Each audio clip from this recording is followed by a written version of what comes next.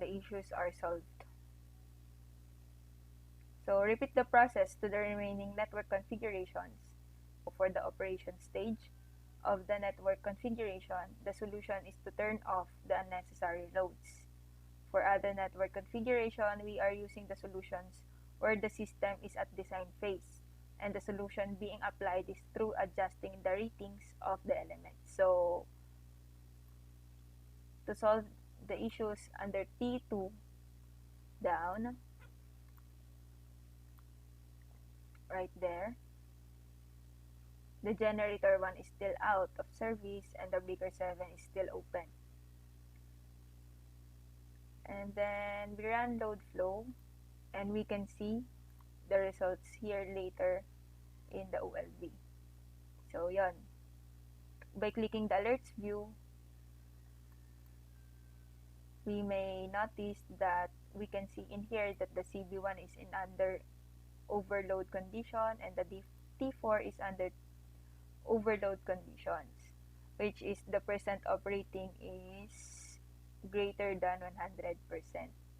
So to solve the issues by using the design stage solutions, we can add or change the rating of the CB1. So double click the CB1 and go to the ratings and then to the library. And then we can find a breaker with higher value than the operating value, which is 2712.649. So the breaker would be the ABB K3 2000 3203 pole. So yeah. And then to solve the issues for T4,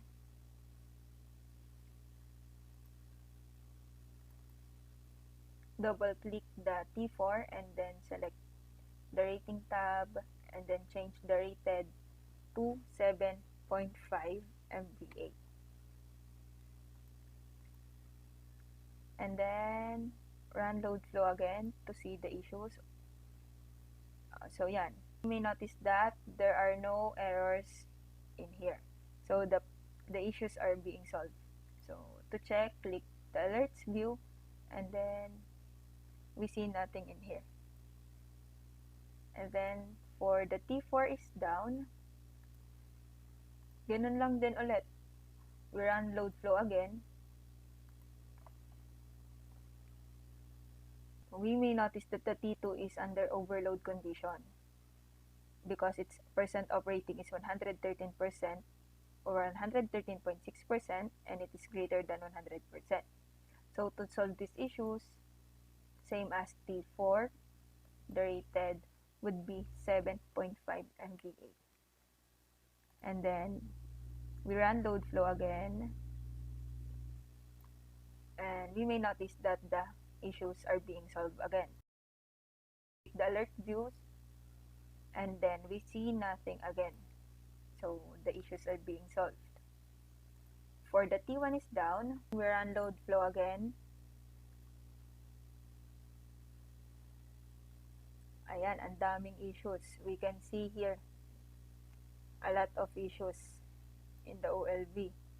So by clicking the alerts view, mas makikita natin yung magiging issues nila. And then for the B11, B12, bus 2, bus 6, cable 2, and CB1, they are overload, under voltage, meaning masyadong mataas sa 100% and masyadong mababa sa 100%. So the bus 4, bus 5, and bus 7 is under marginal conditions wherein its percent operating is in the range of 95 to 97 or 98%. So to solve these issues, we can use here the operating stage solutions wherein we can turn off this loads, and then assuming that these loads are non-essentials or unnecessary loads. And then we may notice that when we turn off this tiebreaker, there are no loads running in here. So we can click the load flow again. Then yeah, assuming that these are necessary loads, so the system is in operating, so the issues are being solved. So to check, click alerts view, and then we see nothing in here. The issues are being solved. So for the T3, to solve the issues in T3, syempre we run load flow first again, and then there's a lot of issues then. We can see in the alerts view that there are a lot of issues under critical and marginal values or conditions. So to solve this, just open the tiebreaker, and assuming that these are the unnecessary loads or non-essential loads, so by running the load flow again, the issues are being solved. To check, click the alerts view, and then for the power grid down, ayan, so just click generator in service. So we may notice that this is under voltage control, so just put it on a swing mode, and then turn off the service of the power grid, and then we run load flow. Ayan, so the only issue here is in generator, which is the generator is overload. So to solve this issue, by using the operation stage solution, just open this tiebreaker and this breaker, assuming that these are only the necessary loads. So we run load flow again,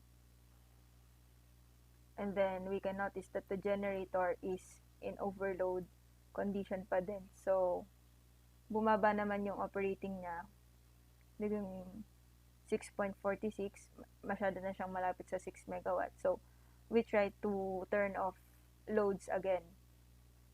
So assuming that the lamp load is the only necessary loads, yan, we turn off these loads, we run load flow again, and then we solve the issues. So that's it.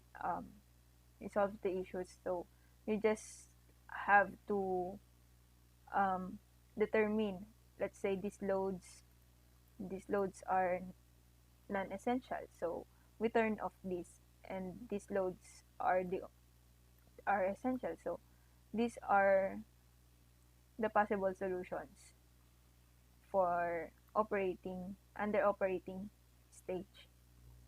And then for the last configuration, which is all active, so we may notice na ganito yung nangyari kasi yung power grid natin is not in service. So pagbalik na rin lang ulit natin. So we can see here that the power grid is on a swing mode. And then to see if this configuration is okay, just click or run load flow, and that's it. Click the alerts view, and then we see nothing. The issues are being solved since the elements and the protective devices are properly rated. So in all loads are active configuration, there will be no error. So this is how you run load flow under normal and contingency conditions.